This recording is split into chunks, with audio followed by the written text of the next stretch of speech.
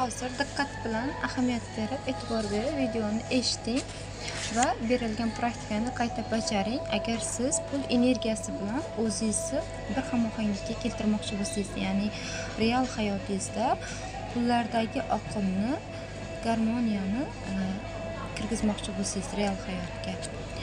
Ko'pchilikda pul savoli bo'ladi. Hayotida yetarli miqdorda puli bor, lekin xuddiki yetkiza olmayotgandek.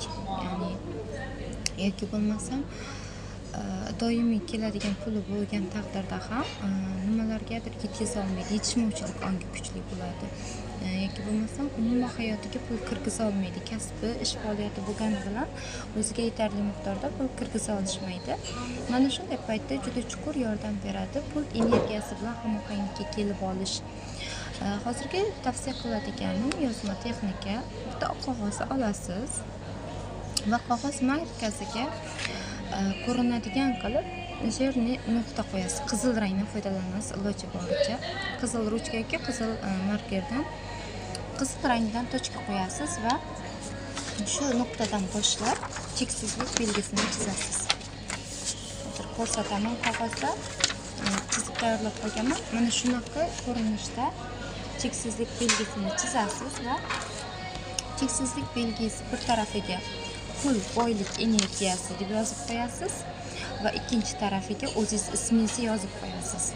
Bu nimaga yordam beradi? Bu yordam beradi pul kirayotgan pul oqimi bilan bir xamohanglikka kelib olishingizga va yordam beradi o'zingizni puldagi darajangizni ko'tarmoqchi bo'lsangiz-da, misol uchun oyiga daromadingiz misolda 1 million so'm yoki 2 million so'm bo'lsa, siz puldagi darajangizni 10 millionga ko'tarmoqchisiz. Birdaniga 10 barobar yoki 5 barobar ko'paytirmoqchisiz pulingizni.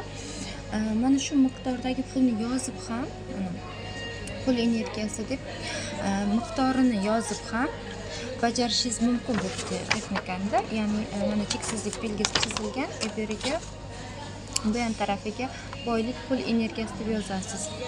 Bu yon tarafiga, ikkinchi tarafiga, ya'ni o'zingiz ismingizni yozib qo'yasizda. Mana shu boylik, pul energiyasining o'rniga chiqmoqchi bo'lgan summangizni yozsangiz ham bo'ladi.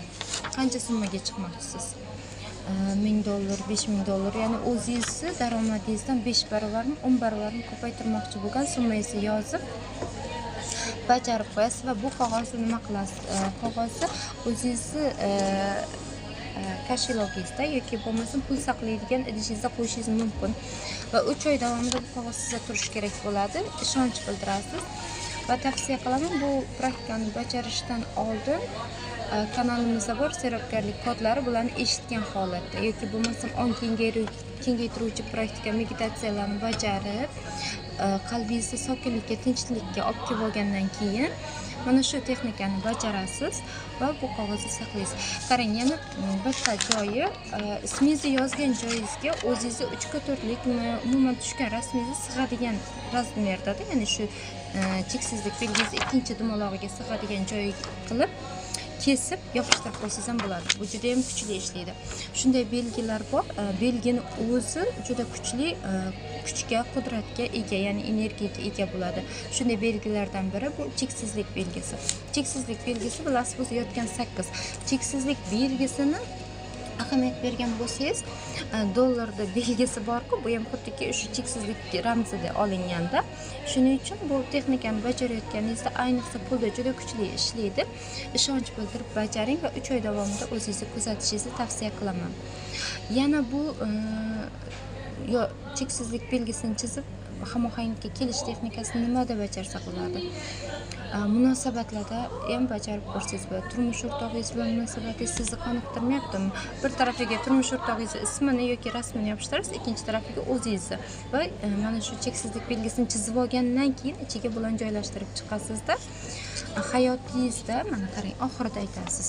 Hayotimda mana shu pul bilan bog'liq, pul energiyasi bilan bir xamohanglik bo'lishiga ruxsat beraman yoki bo'lmasa munosabatni ishlayotgan bo'lsangiz, hayotimda munosabatlarda bir xamohanglikka kelishiga ruxsat beraman. Kim bilan bir xamohanglikka keltirmoqchi bo'lsangiz munosabatingizni, shu insonni ismini aytasiz.